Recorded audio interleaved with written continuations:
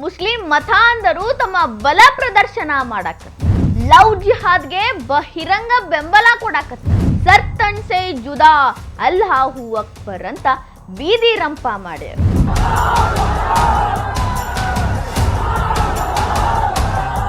ಪ್ರತಿಯೊಂದು ಹಿಂದೂ ಹುಡುಗಿಯನ್ನ ಬೀದಿ ಒಳಗೆ ನಿಲ್ಲಿಸಿ ಹೊಡಿತೀವಿ ಅಂತ. ಕಾನೂನ್ ಅಂದ್ರೆ ಇವ್ರಿಗೆ ಗೊತ್ತೇ ಇಲ್ಲ. ಪೊಲೀಸರ ಮುಂದನ ಈ ರೀತಿಯ ಘೋಷಣೆಗಳು ಕೂಗ್ತಾರೆ. ಇಂಥ ಮತಾಂಧರಿಗೆ ಏನು ಮಾಡ್ಬೇಕು ಹೇಳಿ? ಲವ್ ಜಿಹಾದ್ಗ ಈಗ ಬಹಿರಂಗ ಬೆಂಬಲ ಸಿಗಾಕತ್ತೈತಿ. ಲವ್ ಜಿಹಾದ್ ಬಗ್ಗೆ ಪ್ರಶ್ನೆ ಮಾಡಿದ್ರ ಅವರಿಗೆ ಧಮಕಿ ಹಾಕ್ತಾರ. ನಾವು ಎಷ್ಟು ಜನ ಇದ್ದೀವಿ ನೋಡ್ರಿ, ನಿಮ್ಮನ್ನ ಉಳಿಸೋದೇ ಇಲ್ಲ ಅನ್ನೋ ರೀತಿಯ ಬೆದರಿಕೆ ಹಾಕ್ತಾರ. ಅಷ್ಟರ ಮಟ್ಟಿಗೆ ಭಾರತದಾಗ ಮುಸ್ಲಿಂ ಮತಾಂಧರ ಮನಸ್ಥಿತಿ ಹೋಗ್ಬಿಟ್ಟವು. ಪ್ರಶ್ನೆ ಮಾಡೋ ಹಂಗೆ ಇಲ್ಲ. ಮುಸ್ಲಿಮರನ್ನ ಯಾಕಪ್ಪ ಹಿಂಗ ಅಂತ ಕೇಳೋ ಹಕ್ಕು ಯಾರಿಗೂ ಇಲ್ಲ. ಯಾವ ಕಾನೂನು ಮುಂದೆನೂ ಅವರು ತಲೆ ಬಗ್ಗಕ್ಕ ತಯಾರಿಲ್ಲ ಅನ್ನೋ ಅಂತ ಸಂದೇಶ ಕೊಡಾಕತ್ತಾರ. ಯಾಕೆ ಈ ರೀತಿ ಹೇಳಾಕತ್ತೀನಿ? ಯಾಕಂದ್ರ ನಿನ್ನೆ ಭೋಪಾಲ್ ಒಳಗ ಒಂದು ಘಟನೆ ನಡೆದಿತ್ತು. ಯಾವ ರೀತಿಯಾಗಿ ಮುಸ್ಲಿಂ ಮತಾಂಧ ಮನಸ್ಥಿತಿಗಳು ಜಾಗೃತವಾಗಿ ಬೀದಿ ರಂಪ ಮಾಡೋದು, ಪ್ರತಿಭಟನೆ ಮಾಡೋದು, ನಾವು ಇದ್ದೀವಿ ಅನ್ನೋದನ್ನ ಎಲ್ಲರಿಗೂ ಬೆದರಿಕೆ ರೀತಿ ತೋರಿಸ್ಕೊಡೋದನ್ನ ಮಾಡಿದ್ರು. ಏನಾಗಿತ್ತು? ಭೋಪಾಲ್ ಒಳಗ ಒಬ್ಬ ಹಿಂದೂ ಹೆಣ್ಣು ಮಗಳನ್ನ ಕರ್ಕೊಂಡು ಒಬ್ಬ ಹುಡುಗ ಹೋಟೆಲ್ಗೆ ಹೋಗ್ಯಾನ. ಹೋಟೆಲ್ ರೂಮ್ ಒಳಗೆ ಉಳ್ಕೊಳಕ ಇಬ್ಬರದು ಐಡೆಂಟಿಟಿಯನ್ನ ಹೋಟೆಲ್ ಮಾಲೀಕರಿಗೆ ಕೊಟ್ಟಾರ. ಐಡೆಂಟಿಟಿ ಒಳಗ ಇಬ್ಬರು ಕೂಡ ಹಿಂದೂಗಳು ಅಂತೈತಿ. ಅಸಲಿಗೆ ಆತ ಹಿಂದೂನೇ ಅಲ್ಲ, ಆತ ಮುಸ್ಲಿಂ ಆಗಿರ್ತಾನ. ಆದ್ರೂ ಹಿಂದೂಗಳ ಐಡೆಂಟಿ ಕೊಟ್ಟು ಅವ ಹುಡುಗಿ ಜೊತೆ ಹೋಟೆಲ್ ರೂಮ್ ಒಳಗ ಉಳ್ಕೊಂಡಿರ್ತಾನ. ಅದು ಹಿಂದೂ ಪರ ಸಂಘಟನೆಗಳಿಗೆ ಗೊತ್ತಾದ ಮೇಲೆ ಅವರು ಅಲ್ಲಿ ಹೋಗಿ ವಿಚಾರಣೆ ಮಾಡ್ತಾರ. ಹಿಂದೂ ಆಗಿಲ್ಲ ಅಂದಮೇಲ ಹಿಂದೂ ಐಡೆಂಟಿಟಿ ಯಾಕೆ ಕೊಟ್ಟಿ? ಮುಸ್ಲಿಂ ಆಗಿದ್ಮೇಲೆ ಹಿಂದೂ ಹುಡುಗಿ ಜೊತೆ ಇಲ್ಲೇನ ಕೆಲಸ? ಇದು ಲವ್ ಜಿಹಾದ್ ಅಂತ ಪ್ರಶ್ನೆ ಮಾಡ್ಯಾರ. ಹಿಂದೂ ಹುಡುಗಿ ಸ್ವತಃ ತಾನೇ ಸ್ವಇಚ್ಛೆಯಿಂದ ಬಂದೀನಿ ಅಂತ ಹೇಳಿದ ಮೇಲೆ ಸಂಘಟನೆಯವ್ರು ಕೇಳಿದ ಒಂದೇ ಪ್ರಶ್ನೆ, ನೀನು ಹಿಂದೂ ಐಡೆಂಟಿಟಿ ಯಾಕೆ ಕೊಟ್ಟಿ? ಏನಾದರೂ ಹೆಚ್ಚು ಕಡಿಮೆ ಆದ್ರೆ ಹಿಂದೂ ಯುವಕನಿಂದಾನೇ ಆಯಿತು ಅನ್ನೋದನ್ನ ತೋರಿಸ್ಕೊಡಾಕ್ ಮಾಡಾಕತ್ತಿ ಏನು? ಇದು ತಪ್ಪು ಅಂತ ಪ್ರಶ್ನೆ ಮಾಡಿ ಅವರು ಜೋರು ಮಾಡ್ಯಾರ. ಅದಷ್ಟೇ ಅಲ್ಲ, ಪೊಲೀಸರ ಕಿವಿಗೂ ಒಂದು ಮಾತು ಅವ್ರು ಹೇಳಿ ಹೋಗ್ಯಾರ. ಇಷ್ಟಕ್ಕೆ ಇದು ಮುಗ್ದಿತ್ತು. ಹಿಂದೂ ಐಡೆಂಟಿಟಿ ಕೊಟ್ಟಿದ್ದ ತಪ್ಪಿಗೆ ಆತ ಸಾರಿ ಕೇಳಿ ಸುಮ್ಮಾಗಬೇಕಿತ್ತು. ಆತ ಅದನ್ನು ಮಾಡಲಿಲ್ಲ. ಅವ ಹೋಗಿ ಅವರ ಸಮುದಾಯದವರ ಮುಂದೆ ಹೇಳಿಬಿಟ್ಟ, ಹಿಂದೂ ಸಂಘಟನೆಗಳು ನನ್ನ ಮೇಲೆ ಹಲ್ಲೆ ಮಾಡ್ಯಾರು, ನನಗೆ ಚಿತ್ರ ಹಿಂಸೆ ಕೊಟ್ಟಾರು ಅಂತ ಅವ ಹೇಳಿದಂತ ಪ್ರತಿಭಟನಾಕಾರರು ಹೇಳಕತ್ತಾರ. ಅವರೆಲ್ಲ ಒಂದಾಗಿ ಇಡೀ ಸಮುದಾಯವನ್ನ ಕರ್ಕೊಂಡು ಬೀದಿಗಿಳಿದ್ರು. ಬೀದಿಗಿಳಿದಿದ್ದಷ್ಟೇ ಅಲ್ಲ, ಪೊಲೀಸ್ ಸ್ಟೇಷನ್ ಮುಂದೆ ಬಂದು, ಪೊಲೀಸ್ ವರಿಷ್ಠಾಧಿಕಾರಿ ಕಚೇರಿ ಮುಂದೆ ಬಂದು ತಮ್ಮ ಬಲವನ್ನ ತೋರ್ಸಾತಾರ.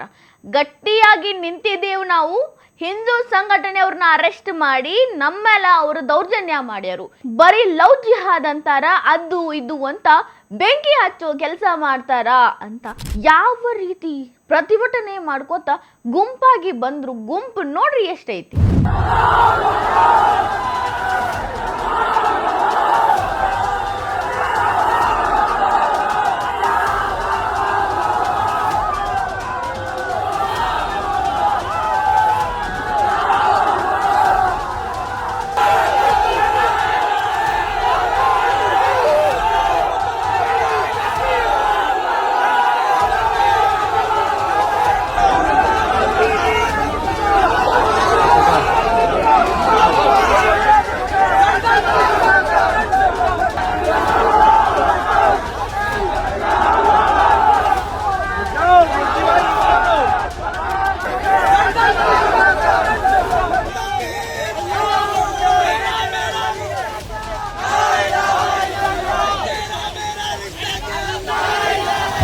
ನೋಡಿದ್ರಲ್ರಿ, ಇದ್ರೊಳಗ ನೀವ್ ಏನಾರ ಕೇಳಿಸ್ಕೊಂಡ್ರೇನ್ರಿ? ಸರ್ತನ್ ಸೆ ಜುದಾ ಅಲ್ಲಾಹು ಅಕ್ಬರ್, ನಾವು ಅಣ್ಣ ತಮ್ಮಂದಿರು ಒಂದು, ನಮ್ದು ಒಂದೇ ರಕ್ತ, ಬಿಡೋದಿಲ್ಲ ಅನ್ನುವಂಥ ಮಾತುಗಳಿದು. ಸರ್ತನ್ ಸೆ ಜುದಾ ಅಂದ್ರ ರುಂಡ ಕತ್ತರಿಸಿ ಬಿಡೋದು. ಯಾರನ್ನ? ಯಾರಿಗೆ ಗೊತ್ತು? ಪೊಲೀಸರಿಗೂ ಹೇಳಕತ್ತಿರ್ಬೋದು, ಹಿಂದೂ ಸಂಘಟನೆಗಳಿಗೂ ಹೇಳಕತ್ತಿರ್ಬೋದು, ಹಿಂದೂಗಳಿಗೆ ಹೇಳಕತ್ತಿರ್ಬೋದು, ಇವ್ರು ಎಲ್ಲರಿಗೂ ಕೂಡ ಹೇಳಕತ್ತಾರು. ಅವರೆಲ್ಲ ಅಂದ್ರೆ ಅಲ್ಲಿ ಬಂದಿರೋ ಗುಂಪಿನ ಎಲ್ಲ ಮುಸ್ಲಿಂ ಬಾಂಧವರು ಒಂದು, ಎಲ್ಲರದು ಒಂದೇ ರಕ್ತ, ನಾವೆಲ್ಲ ಒಂದಾಗಿ ಸರ್ತನ್ ಸೆ ಜುದಾ ಮಾಡ್ತೀವಿ, ಬಿಡೋದಿಲ್ಲ ಬಿಡೋದಿಲ್ಲ. ಈ ರೀತಿಯ ಘೋಷಣೆಗಳನ್ನ ಎಲ್ಲಿ ಕೂಗಕತ್ತಾರ್ರಿ? ಪೊಲೀಸ್ ಸ್ಟೇಷನ್ ಮುಂದ. ಪೊಲೀಸ್ ಸ್ಟೇಷನು ನಿಮಗಲ್ಲಿ ಕಾಣಿಸ್ತು. ಪೊಲೀಸರು ಕೂಡ ಮೇಲೆ ನಿಂತು ನೋಡಾಕತ್ತಾರ. ಅಲ್ಲಿ ಏನು ದೇವರ ಮೆರವಣಿಗೆ ಹೋಗೋ ಥರ ನಿಂತು ನೋಡಾಕತ್ತಾರ. ಅವ್ರಿಗೂ ಭಯ ಇಲ್ಲ, ಇವ್ರಿಗೆ ಭಯ ಬೀಳಿಸ್ಬೇಕು ಅಂತ ಪೊಲೀಸರಿಗಿಲ್ಲ. ಎಷ್ಟೊಂದು ಭಂಡ ಧೈರ್ಯ ಅವರಿಗೆ. ಯಾರ ಭಯನೂ ಇಲ್ಲ, ಯಾವ ಕಾನೂನಿನ ಭಯನೂ ಇಲ್ಲ. ನಾವೆಲ್ಲ ಇದ್ರ ನೀವು ಅನ್ನೋ ಹಂಗೆ ಮಾತಾಡಕತ್ತಾರ ಅವರು. ಲವ್ ಜಿಹಾದ್ ಸಪೋರ್ಟ್ ಮಾಡ್ಕೊಂಡು ಇಂಥ ಮತಾಂಧರು ಬೀದಿಗೆ ಇಳಿದ್ರು, ಪೊಲೀಸರು ಸುಮ್ಮಿದ್ರು. ಸದ್ಯಕ್ಕೆ ಏನು ಕ್ರಮ ತಗೊಳ್ಳೋದು ಬೇಡ ಅನ್ನೋದು ಅವರ ಉದ್ದೇಶ ಆಗಿರಬಹುದು. ಯಾಕಂದ್ರೆ ಕ್ರೌಡ್ ನೋಡಿದ್ರೆ ನೀವು ಎಷ್ಟು ಮಂದಿ ಇದ್ರು, ಅವ್ರು ಏನು ಬೇಕಾದರೂ ಮಾಡಕ್ಕೆ ಹೇಸೋದೇ ಇಲ್ಲ. 100% ಹೇಳ್ನು ಏನು ಬೇಕಾದರೂ ಮಾಡ್ತಾರೋ ಅವ್ರು, ಏನು ಬೇಕಾದರೂ ಮಾಡ್ತಾರೋ ಅನ್ನೋದಕ್ಕೆ ಒಂದು ಸಾಕ್ಷಿ ಅಲ್ಲಿ ಒಬ್ಬ ಮುಖಂಡ ಮಾತಾಡ್ಯಾರ ನೋಡ್ರಿ. भोपाल का मुसलमान, भोपाल का नौजवान अब इनको बर्दाश्त नहीं करेगा। मैं बता दूं, इनको रोड पे घसीट घसीट के मारा जाएगा। इन्होंने अगर अब गुस्ताई करी, कभी ये महिलाओं के नाम पे मार दे, कभी मस्जिद के नाम पे मार दे, कभी मदरसे के नाम पे मार दे, कभी मुसलमान के नाम मारते। अरे मेरा ये कहना है, शर्म करो। अगर तुम्हारी लड़कियों को हम पकड़ने पे आए तो रोडों पे मारे, मगर हमारा कहना है हम संविधान के दायरे में काम करते हैं, हम संविधान को समझते काम करते हैं, हम कानून हाथ में नहीं लेते। ನಾವೆಲ್ಲ ಏನ್ ಬೇಕಾದ್ರೂ ಮಾಡ್ತೀವಿ.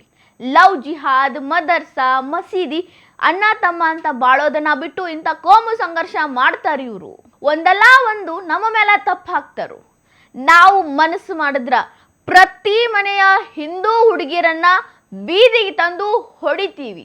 ಸರಿಯಾಗಿ ಕೇಳಿಸ್ಕೊಂಡಿರಿ, ಪ್ರತಿ ಮನೆಯ ಹಿಂದೂ ಹುಡುಗಿರನ್ನ ಬೀದಿಗೆ ತಂದು ಹಾದಿಗೆ ತಂದು ಹೊಡಿತೀವಿ. ಬಟ್ ನಾವು ಹೊಡೆಯಂಗಿಲ್ಲ, ನಾವು ಕಾನೂನನ್ನ ನಂಬುತ್ತೀವಿ, ಸಂವಿಧಾನ ಪಾಲಿಸ್ತೀವಿ ಅಂತ ಅವರ ಮನಸ್ಸಿನ ಮಾತನ್ನ ಹೇಳಿದ್ರು. ಹೊಡಿತೀವಿ, ಹಿಂದೂ ಹುಡುಗಿರನ್ನ ಹೊಡಿತೀವಿ ಅಂತ. ಆಮೇಲೆ ಅದಕ್ಕೆ ತ್ಯಾಪಿ ಹಚ್ಚಿದ್ರು, ಸಂವಿಧಾನವನ್ನ ನಂಬುತ್ತೀವಿ. ಉದ್ದೇಶ ಕ್ಲಿಯರ್ ಐತಿ. ಅವ್ರು ಹೋರಾಟ ಮಾಡಾಕತ್ತಿರೋದು ಲವ್ ಜಿಹಾದ್ ಮಾಡಾಕತ್ತಿದ್ದ ಹುಡುಗನ ಪರವಾಗಿ, ಹೇಳಾಕತ್ತಿರೋದು ಹಿಂದೂ ಹುಡುಗಿರನ್ನ ಬೀದಿಗೆ ತಂದು ಹೊಡಿತೀವಿ ಅಂತ. ಪಾಯಿಂಟ್ ನೆನ್ಪಿಟ್ಕೋರಿ. ಹಿಂದೂ ಪರ ಸಂಘಟನೆಗಳು ಬಂದು ಅವನ್ನ ಪ್ರಶ್ನೆ ಮಾಡಿದ್ರ ಹಿಂದೂ ಹುಡುಗಿರನ್ನ ಕರ್ಕೊಂಬಂದು ಬೀದಿಗೆ ನಿಲ್ಲಿಸಿ ಹೊಡೆಯೋದು ಏನು? ಟಾರ್ಗೆಟ್ ಹಿಂದೂ ಹುಡುಗಿರ್. ಅರ್ಥ ಐತೇನ್ರಿ? ಅವ್ರ ತಲೆಯಾಗಿರೋದು ಇಷ್ಟ ಐತಿ, ಯಾರಿಗೂ ಅಂಜೋದಿಲ್ಲ, ನಾವು ಮಾಡಿದ್ದೇ ಸರಿ, ನಮ್ಮ ಕೋಮಿನ ಹುಡುಗ ಏನೇ ಮಾಡಿದ್ರು ನಾವು ಅವನ ಪರವಾಗಿದ್ದೀವಿ. ಅವ್ರು ಯಾರಿಗೂ ಆತ ಐಡೆಂಟಿಟಿ ತಪ್ಪು ಕೊಟ್ಟಿದ್ದು ತಪ್ಪು ಅನ್ಸಕತ್ತಿಲ್ಲ. ಸಂವಿಧಾನವನ್ನ ನಂಬೋರು ಇವರು. ಇದು ಯಾವುದೂ ಕೂಡ ಪ್ರಗತಿಪರರಿಗೆ, ಸೋ ಕೋಲ್ಡ್ ಪ್ರಗತಿಪರರಿಗೆ ಕಾಣಿಸೋದಿಲ್ಲ. ನಾವೇ ಇದ್ದೀವಿ, ನಾವೇ ದೇಶ ಉದ್ಧಾರ ಮಾಡ್ತೀವಿ ಅನ್ನೋರು ಇದ್ರ ಬಗ್ಗೆ ಮಾತಾಡ್ತಾರೇನ್ರಿ? ಆರ್ಫಾ ಖಾನೂಮ್ ಅವರು ಊರೆಲ್ಲ ಮಾತಾಡ್ತಾರ, ಇದಕ್ಕೆ ಅನ್ಸಂಗಿಲ್ಲೇನ್ರಿ? ಅಂಥವ್ರು ಭಾಳ ಮಂದಿ ಅದಾರ, ಅವ್ರು ಯಾರಿಗೂ ಇದಕ್ಕೆ ಅನ್ಸಂಗಿಲ್ಲ ಬಿಡ್ರಿ. ಮುಖ್ಯವಾಗಿ ಕಾಂಗ್ರೆಸ್ ಪಕ್ಷ, ಕಾಂಗ್ರೆಸ್ಗಿದು ಕಾಣಿಸೋದು ಬಿಡ್ರಿ. ಕಾಂಗ್ರೆಸ್ ಇದನ್ನ ನೋಡಾಕ ಇಷ್ಟಪಡೋದಿಲ್ಲ. ಈ ಕಡೆ ನೋಡಿದ್ರೆ ಕಾಣ್ ಬಿಡ್ದೈತಿ ಅಂತ ಸುಮ್ಮ ಇರ್ತಾರ. ಸದ್ಯಕ್ಕೆ ಭೂಪಾಲ್ ಒಳಗೆ ಈ ರೀತಿಯ ಪರಿಸ್ಥಿತಿ ನಿರ್ಮಾಣ ಆಗೈತಿ. ನಾವು ಯಾರಿಗೂ ಅಂಜೋದಿಲ್ಲ ಅನ್ನೋ ಬಲ ಪ್ರದರ್ಶನ ಮಾಡಕ್ಕೆ ಅವರು ಬಂದ್ರ ಪೊಲೀಸರು ನೋಡ್ಕೊಂಡು ನಿಂತಿದ್ರು. ಮುಂದಿನ ದಿನದಾಗ ಪೊಲೀಸರು ಏನು ಮಾಡ್ತಾರೋ ಗೊತ್ತಿಲ್ಲ. ಬಟ್ ಇದು ದೇಶದಾದ್ಯಂತ ಹರಡೋ ಮೊದಲು ಅಲ್ಲೇ ಇದನ್ನ ಮುಗಿಸಿ ಬಿಡಬೇಕು. ಯಾರೂ ಕೂಡ ಇಷ್ಟೊಂದು ಬಲ ಪ್ರದರ್ಶನ ಮಾಡ್ಕೊಂಡು ತಪ್ಪಿದ್ರೂ ಹೋರಾಟ ಮಾಡೋ ಪ್ರಯತ್ನನೂ ಮಾಡಬಾರ್ದು. ಹಂಗೇನರೇ ಮುಂದಿನ ದಿನದಾಗ ಭೂಪಾಲ್ ಪೊಲೀಸರು ಮಾಡಿ ಬೇರೆಲ್ಲ ರಾಜ್ಯಗಳ ಪೊಲೀಸರಿಗೆ ಮಾದರಿ ಆಗ್ತಾರೇನು ನೋಡ್ಬೇಕಷ್ಟೆ.